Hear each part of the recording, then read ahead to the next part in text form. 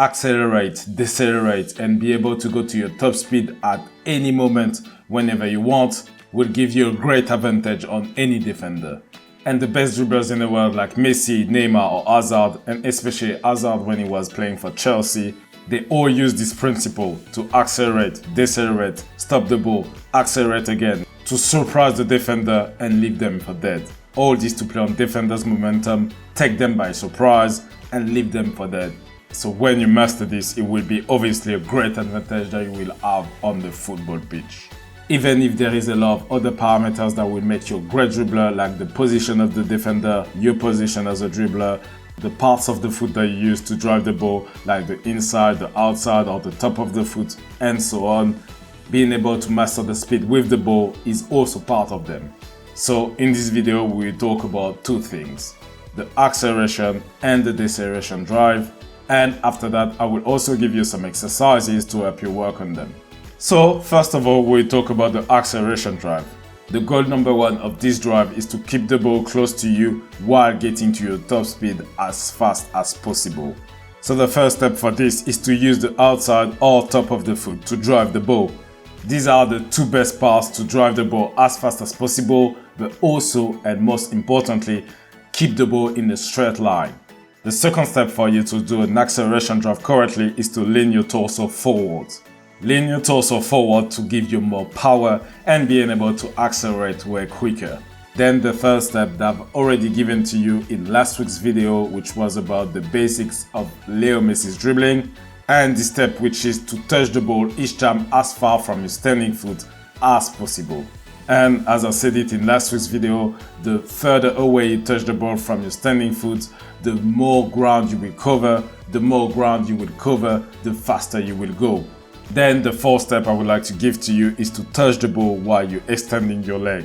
So in reality, whenever you touch the ball as far from your standing foot as possible at the same time, and I insist with that, it should be that at the same time, you should extend your leg whenever you touch the ball.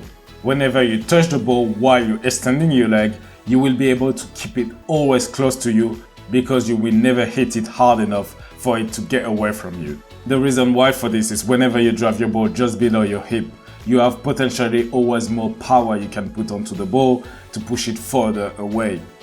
Compared to whenever you drive your ball while extending your leg, you have potentially less power that you can put onto the ball to push it further away. Which is why you will naturally and automatically keep it close to you.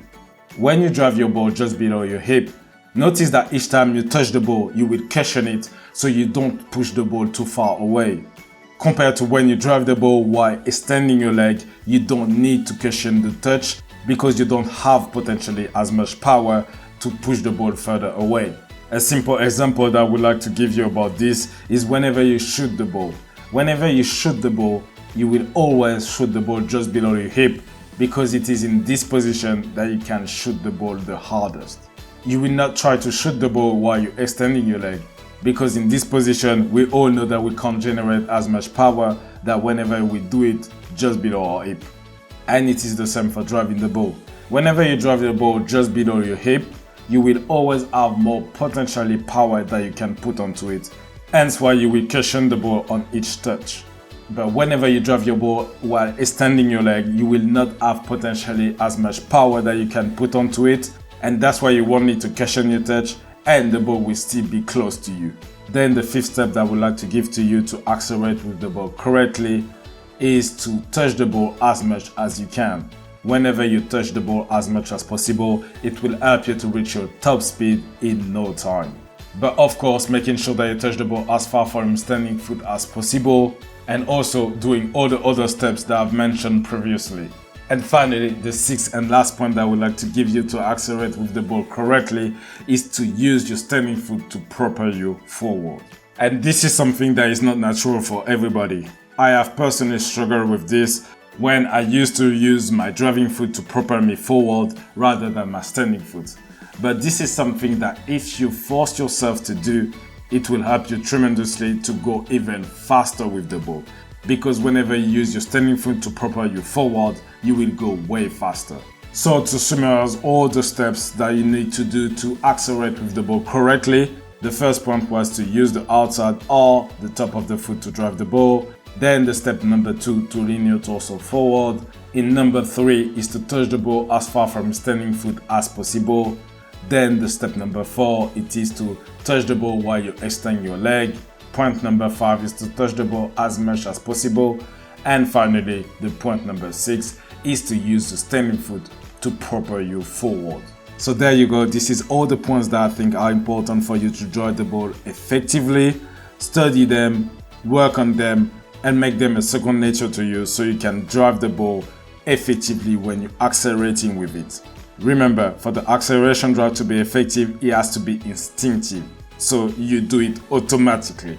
It is when you do it automatically and whenever you want that you will not only go faster with the ball, but also be way harder to stop.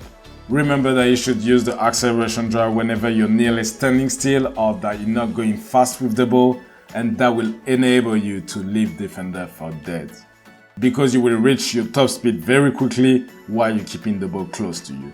So now we'll go to the part 2 of the video, which will be the deceleration drive. It is important to understand the difference between deceleration and stopping the ball. The deceleration drive is whenever you slow down your speed, and stopping the ball is stop the ball abruptly.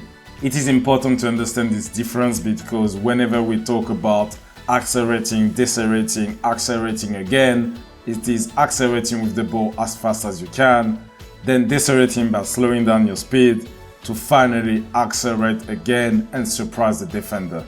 All the explosive players use deceleration and stopping the ball. The most important thing is to know when to use one or the other.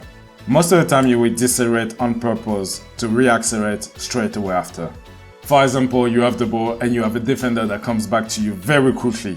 You slow down because you see him coming back, and after that you will reaccelerate at the right moment to cut his run. The benefit of doing this is that at the same time of cutting his run, you will also take him by surprise, as well as have more energy than him whenever you reaccelerate. This is really a situation when you want to use the deceleration. But whenever you are in a situation when you have a defender in an advanced position that comes back very quickly to you and try to cut your run, it will be way more effective for you to stop the ball abruptly than reaccelerate, rather than try to decelerate with the ball, do a skill and reaccelerate with it.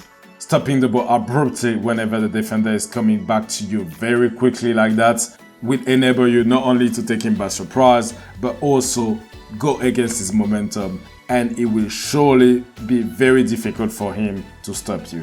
So to summarize, whenever a defender is behind you or at the same level, decelerate and reaccelerate right after will enable you to dribble past him, especially if you have a good acceleration. There will be the surprise effect that will play its part, but you will also have more energy to accelerate away. Compared to whenever a defender is in an advanced position or at the same level, stopping the ball abruptly will be more efficient, because if you go very fast with the ball and stop abruptly, it will be very difficult for a defender to anticipate that. The first way I would like to teach you to decelerate with the ball correctly will be just to let the ball roll, and it will lose speed gradually. It is what I use most of the time personally. I drive the ball at very high speed, then I let the ball roll, and at the right moment I will do a skill and get away from the defender. The second way to decelerate correctly would be to touch the ball. This is when you go at full speed with the ball, that you have a defender in front of you and you want to slow down as quickly as possible while keeping control of the ball, in case where the defender wants to throw himself or you have to dribble him at any time. To do this correctly, you should lift your chest up and touch the ball as many times as possible, with the distance between your standing foot and your driving foot as close as possible. So when you accelerate, you want this distance to be as large as possible between your standing foot and your driving foot. When you decelerate, you want this distance to be as close as possible between your standing foot and your driving foot, while cushioning the ball between each touch. I would like to clarify again that is when you go very fast with the ball and you want to decelerate as quickly as possible to be able to make a skill or to be able to dribble a defender. So now we will move on to the exercises you can do to improve your acceleration and deceleration. The goal is for them to become second nature, that it becomes something instinctive, that it becomes something automatic.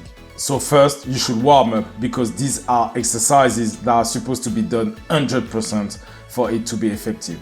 For the first exercise, you will have two markers 10 meters apart where you will have to accelerate with the ball as quickly as possible and stop it. Then you walk back to the starting point with a minute rest and you start again. You do this 5 times. For the second part of the exercise, this time you start with a slow pace, and when you get to the first marker, you accelerate as quickly as possible with the ball again and stop it at the second marker. Once again, you walk back to the point of departure, which is not the 10-meter marker, but further away. You take a minute of rest and you do this 4 more times. When you have finished the 5th set, then you will have completed the exercise. So this is the basic exercise and it should get you used to achieving all the steps I have given you for the acceleration drive. That is to say that after each rep, try to see if you have driven the ball with the outside or top of your foot, if you are leaning forward, if you have touched the ball as far from your standing foot as possible, if you touch the ball while extending your leg, if you have touched the ball as many times as possible, and if you have used your standing foot to propel you forward. It's really important that this basic exercise is the basis to work all these points perfectly and that they all become instinctive when you accelerate with the ball. As you may have noticed, this exercise only works on the acceleration, whether it is stop or in motion. So make an effort at each rep to analyze your technique if you realize all the points correctly. And even if you can, try to record yourself. It will be better because you will be able to see visually what are the points that you don't do correctly and the ones that you do well. Another exercise that I would like to give you would be the return. I have already talked about this exercise in the video of the 5 exercises to change direction perfectly when you dribble, and this exercise mainly works acceleration, deceleration and stopping with the ball. In this exercise, as its name suggests, you do a lot of back and forth between different markers at different distances to be able to allow you to stop, reaccelerate, slow down, stop and reaccelerate again. It really mimics what happened in a real match and it's really an exercise which is for both changes of direction but also and mainly to control and master your speed with the ball. For this exercise, you will do 10 sets with 1 minute of rest after each one. Of course, strive to go 100% on each rep and also to analyze each tips that I gave you to accelerate with the ball correctly. So the last drill that I would like to give to you to be able to accelerate with the ball correctly would be the lines. And the lines is an advanced drill which is only for players of 15 years or over. So if you are under 15, you should not do this exercise but only the 2 that I gave previously. The reason why is because this one engages big distances that can be overwhelming as well as counterproductive for younger players. So the exercise is the following. The starting point is the center circle. You accelerate from the center circle to the penalty area. Once arrived at the penalty area, you decelerate without touching the ball. When you reach the goal kick area, you reaccelerate with the ball up to the goal line. Then, when you reach the goal line, you accelerate again in the other direction with the ball until the goal kick area. Past the goal kick area, you decelerate by touching the ball. And finally, when you pass the line of the penalty area, you reaccelerate once again to the center circle and what was your starting point. As you can see it, I told you this exercise is an advanced one that really allows you to master the speeds and working on everything we talk about in this video.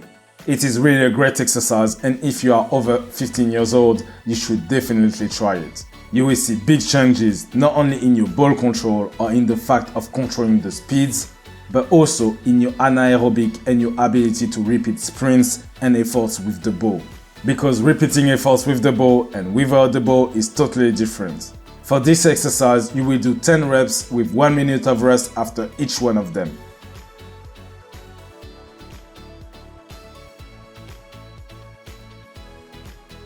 If you don't have access to a football pitch, the distance will be as follows. 30 meters to accelerate, 10 meters to decelerate, 5 meters to reaccelerate. So to summarize, if you are under 15 years old, you should do the basic exercise with the return. If you are over 15 years old, you do the basic exercise to really master all the steps of the acceleration drive. Then over time, you will only do the return and the lines. So that's it for this video.